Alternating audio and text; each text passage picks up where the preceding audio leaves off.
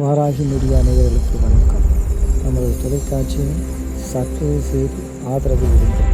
இன்று நாம் சமூக சேவரும் வழக்கறிஞருமான சுபாஷ் சந்திரபோஸ் அவர்களோடு சான்றோர் கருத்து நிகழ்ச்சியில் கலந்துரையாட இருக்கின்றோம். ஐயா வணக்கம். வணக்கம். தூத்துக்குடி அருகில் ஆலங்குளம் உதவி ஆய்வாளர் விஜய்கிராஜா என்பவர் அந்த பகுதியைச் சேர்ந்த பனையேறும் விவசாயி கல் இறக்கியதற்காக பிடிக்க சென்ற பொழுது அவர்கள் இருவருக்கும் ஏற்பட்ட ஒரு மோதல் துப்பாக்கி சூடில் போய் முடிஞ்சிருக்கு. இந்த பரபரப்பான ஒரு சட்டமன்ற தேர்தல் நடைபெறக்கூடிய அரசியல் சூழலில் இப்படி ஒரு நிகழ்வை நீங்கள் எந்த மாதிரியான சூழலில் பார்க்குறீங்க? இன்றைக்கி எஸ்ஐ அவர்கள் செய்தது சரியா, அல்லது பனையேறும் தொழிலாளர்களுக்கு எதுவும் பாதிப்பு ஏற்பட்டிருக்கா, இல்லை அவர் மேல் எதுவும் தவறுகள் இருக்கிறதா நீங்கள் கருதப்படுறீங்களா? வணக்கம். நான் வழக்கறிஞர் சுபாஷ் சந்திரபோஸ். அதாவது இதில் நான் எப்படி பார்க்குறேன்னா, ஃபஸ்ட் நியூஸில் என்ன வந்துச்சு அப்படிங்கிறத நான் சொல்கிறேன். ஆக்சுவலி ஃபேஸ்புக்கில் நிறைய ஃபோட்டோஸ் வந்து அவர் காயத்தோட ரத்த கரையோட சட்டைகள் போட்டிருக்கிற மாதிரி நிறைய ஃபோட்டோஸ் வந்து வலைதளங்களில் நம்ம பார்க்கக்கூடிய சூழ்நிலை வருது. அதே மாதிரி அவங்க அப்பாவோட ஒரு இன்டர்வியூ மாதிரி ஒரு கேள்வி கேட்குறாரு. அவங்க அப்பா வந்து பதில் சொல்கிறாரு. அதில் வந்து என்ன சொல்கிறாருன்னா, என்னுடைய பையன் வந்து எஸ்ஐயை வந்து முதல்ல தாக்கிட்டாப்புல, தாக்குனதுக்கப்புறம் அவர் வந்து இந்த மாதிரி துப்பாக்கி ஷூட் நடத்தினதா சொல்கிறாரு. இதில் என்ன என்னோட கருத்து அப்படின்னா, கல் வந்து ஒரு ஒரு கெட்ட விஷயம்னு நான் நினைக்கல. கல் வந்து ஒரு உணவுப் பொருளில் ஒன்றா தான் நம்ம நினைக்கிறோம். கல் வந்து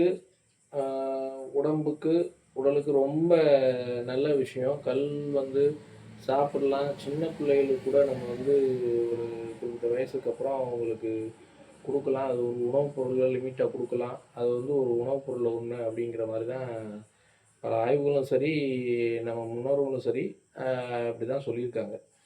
அப்போ அந்த விஷயத்தை முதல்ல தடை செஞ்சதே தவறு. தடை செஞ்சதே என்னைய கேட்டால் அது தவறுன்னு தான் சொல்லுவேன்.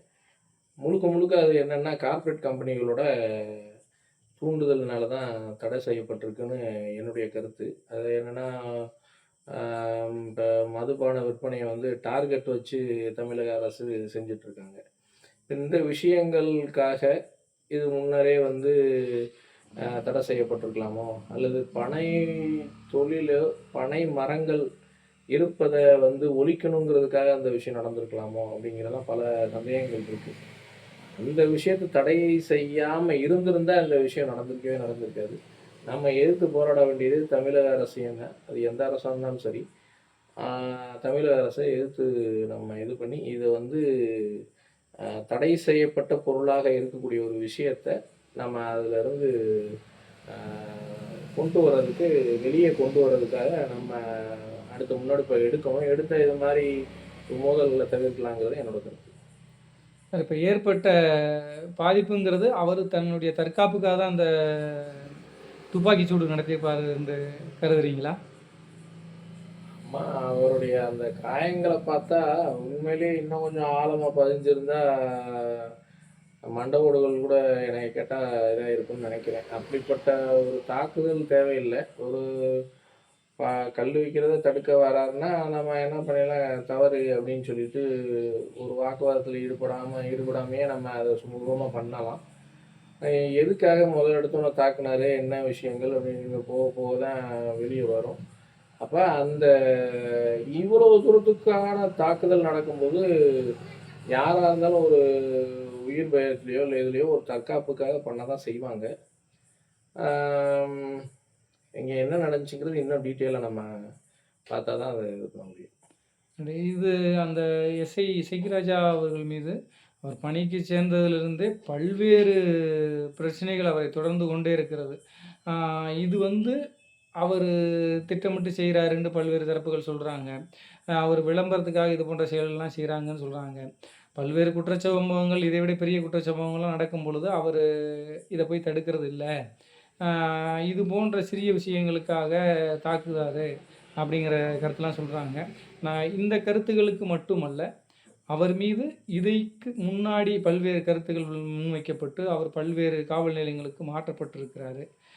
ஆக இவர் ஒருதலை பட்சமானவராக நீங்கள் எதுவும் கருதுறீங்களா, இல்லை அவர் இது மாற்றுக்கிறதுக்கான சிந்தனை உள்ளவரா? இல்லை, ஒருதலை பட்சமாக ஏற்கனவே ஒரு ரவுடி கிட்ட பேசுகிற ஒரு ஆடியோலாம் வந்ததை நான் கேட்டிருக்கேன். ரவுடி வந்து நீ எங்கே வர்ற வா அப்படின்னு சொல்லிட்டு கேட்டிருக்காங்க. அந்த மாதிரி ஆடியோஸ்லாம் நான் கேட்டிருக்கேன். இவர் சொந்த சமூகத்துக்கு எதிராகவே பல பேரை எல்லாம் அடிச்சிருக்காரு. சொந்த அவர் சார்ந்த சமூகத்துக்கு எதிராகவே பல குற்றச்செயல் புரிகிறவங்கள வந்து கடுமையான முறையில் எதிர்த்திருக்காரு அப்படின்ட்டு நிறைய விஷயங்கள் கேள்விப்பட்டிருக்கேன். எனக்கு என்னமோ இது முதல் தாக்குதல் எஸ்ஐயை போலீஸை சாதாரண போலீஸை நம்ம தொட்டுட்டாலே அடி வெளுத்துருவாங்க. அப்போ இந்த மாதிரி ஒரு சூழ்நிலை, ஒரு தாக்குதல், ஒரு ரத்தம் சொட்ட சொட்ட இருக்கிற தாக்குதல், அப்போ எல்லாம் எந்த சமூகமாக இருந்தாலும் இதை சமூகம் சார்ந்தே கொண்டு போகக்கூடாது. யாராக இருந்தாலுமே ஒரு முன்னெச்சரிக்கை நடவடிக்கை, அது மாதிரி முன்னெச்சரிக்கை நடவடிக்கையில் ஒரு கவுண்டர் இது தன்னை பாதுகாத்துக்கிறதுக்காக இது எல்லாருமே செய்கிற விஷயம்தான், எல்லா போலீஸும் செய்கிறோம். ஆனால் துப்பாக்கி சூடு அளவுக்கு போகணுமா அப்படிங்கிற ஒரு விஷயம் வந்து கேள்விக்குறியான ஒரு விஷயம்தான். ஆனால் வந்து ஒரு தடை செய்யப்பட்ட பொருள், அதை நாம் அந்த தடையை நீக்கிறதுக்கு தான் நம்ம முதல்ல போராடணும். இதில் வந்து நான் தடை செய்யப்பட்டு நான் கல் தானே விற்கிறேன் அப்படிங்கிற மாதிரி ஒரு ஸ்டாண்டை நம்ம எடுக்கக்கூடாது. அந்த தடையை நீக்கிறதுக்கு என்ன வழியோ அதை நம்ம அடுத்த கட்டம் ஒரு விஷயமா இப்போ சீமான் அவர் செஞ்சார்னா அதே மாதிரி சீமான் அவர்களோட சேர்ந்து கல் விற்பதற்குரிய அந்த தடையை வந்து நீக்கிறதுக்கு, கல் அருந்துவதற்குரிய தடையை வந்து நீக்குவதற்கு பல்வேறுபட்ட தலைவர்கள் ஒன்றிணைந்து ஒரு போராட்டத்தை முன்னெடுத்தால் இதை வந்து நிச்சயமாக அந்த இதில் வந்து தடைகள் வந்து நம்ம வெளியேற்றப்படலாம். ஒரு உணவுப் பொருள் அப்படிங்கிற விஷயத்த நம்ம கொண்டு வரலாம், நிலைநாட்டலாம். நல்லது. இப்போ அந்த எஸ்ஐ அவர் இசைராஜா அவர்களை வந்து அரசு வந்து பணி இடைநீக்கம் செஞ்சுருக்காங்க. இது வந்து இப்போ போராட்டங்கள் பெரிய அளவில் நடைபெறக்கூடாது என்பதற்காக எடுக்கப்பட்ட முன்னெச்சரிக்கை நடவடிக்கையாகும். அரசியல் ரீதியாக எடுக்கிறது தான். அரசியலில் வந்து ஒரு தேர்தல் நடந்துட்டு இருக்கிற போது இந்த மாதிரி ஒரு சூழல் வந்து என்ன ஆகும்னா, ஒரு இரு சமூகங்களுக்கு நடுவில் அப்படி இவங்க மேலே ஆக்ஷன் எடுக்கலைன்னா அந்த சமூகம் கோச்சுக்கிறதும், அந்த சமூகம் சார்ந்த ஒரு அதிகாரி மேலே ஆக்ஷன் எடுக்கலைன்னா இந்த சமூகம் கோச்சுக்கிறதும், அப்படி ஒரு நடந்துருமோ அப்படிங்கிறதுக்காக இந்த மாதிரி நடவடிக்கை எடுத்திருக்கலாங்கிறது என்னுடைய கருத்து. நன்றி. இது போன்ற சம்பவங்களை தவிர்ப்பதற்கு முதலில் கல் என்கின்ற மதுபானத்தை அரசு வந்து அனுமதிக்கணும். அது ஒரு உணவுப் பொருளாக வேதியியல் கலக்காமல் அனுமதிக்கணும்னு சொல்கிறீங்க. உங்களுடைய மேலான நேரத்தை அதே நேரத்தில் இன்னொன்று என்னென்னா, இப்போ நானும் பல இடங்களில் கல் விற்பவங்க இது சாப்பிட்றவங்கள பார்த்துருக்கேன். கல் வந்து அப்படியே பியூரஸ்ட் ஃபார்ம் அப்படிங்கிற ஒரு சுத்தமான ஒரு நிலையோட அடுத்தவங்களுக்கு நம்மளுக்கு உணவுப் பொருளாக கொடுக்கப்பட்டதுன்னா அது வந்து ஒரு நல்ல விஷயம். அதில் வந்து இந்த மாத்திரை பல விஷயங்களை கலக்குறாங்க. அந்த மாதிரி கலப்படம் இல்லாமல் ஒரு சுத்தமான ஒரு கல்லை வந்து உணவுப் பொருளில் சேர்க்கலாம். அது வந்து தவறே கிடையாது அப்படிங்கிறத உங்களுடைய மேலான கருத்திற்கு நன்றி. மீண்டும் ஒரு நல்லதொரு கருத்துக்களோடு சந்திப்போம். நன்றி. வணக்கம்.